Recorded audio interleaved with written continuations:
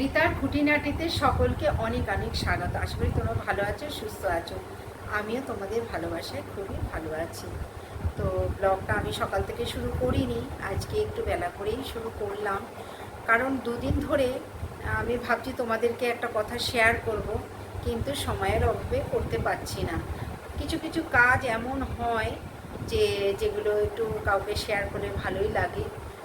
কয়েকটা কাজ এমন গুরুত্বপূর্ণ পড়ে গেছে আমার, যার জন্য ভিডিওগুলো সময় মতো আপলোড করতে পারছি না।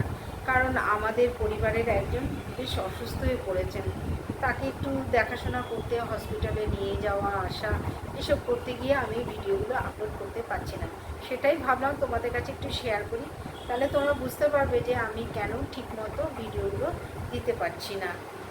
যাই হোক, আজকে আমি কোনো রকম আর কি দুটো ভিডিও করা ছিল, সেটা আমি আপলোড করেছি।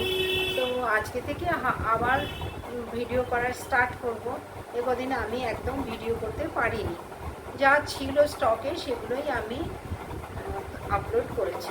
সবচেয়ে বড় কথা কি বলো তো, বাড়িতে কোনো অসুস্থ লোক থাকলে না কোনো কিছুতে মন বসে না।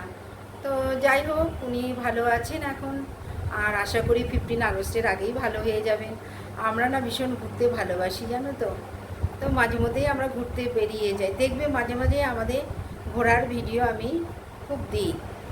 তো যাই 15 আগস্টেও আমাদের প্রোগ্রাম ছিল, কোথাও ঘুরতে যাব, সেই নিয়ে আলোচনাও হচ্ছিল। তো যাই হোক, সেটা আর হয়তো হবে না, কারণ উনি পুরোপুরি সুস্থ না হলে আমরা ঘর থেকে বেরোবো না। সেই কারণে হয়তো 15 আগস্ট আমরা বাড়িতেই থাকবো। আর সেখানেই বিভিন্ন যা হয় আর কি, 15 আগস্টে খাওয়া দাওয়া করবো, নানা রকম খাওয়া দাওয়া করে একটু আনন্দ উপভোগ করব। তো উনিও সঙ্গে থাকবেন, বেশ ভালোই লাগবে। সকল বন্ধুদের বলছি, তোমরা আমার পাশে থেকো, সাথে থেকো। পাশে থাকলে কিছু কিছু কথা, মনের কথা, প্রাণের কথা তোমাদেরকে শেয়ার করতে পারবো। আর প্রচুর জীবনে অনেক ওঠাপড়া আছে, সেগুলো তোমাদের সঙ্গে আমি শেয়ার করতে চাই, সময়ের অভাবে করতে পারি না।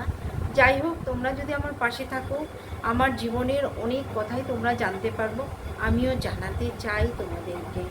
সুতরাং আজকে ভিডিওটা এখানেই শেষ করলাম। পরের ভিডিও তোমাদের সঙ্গে আবার দেখা হবে। নমস্কার সবাইকে।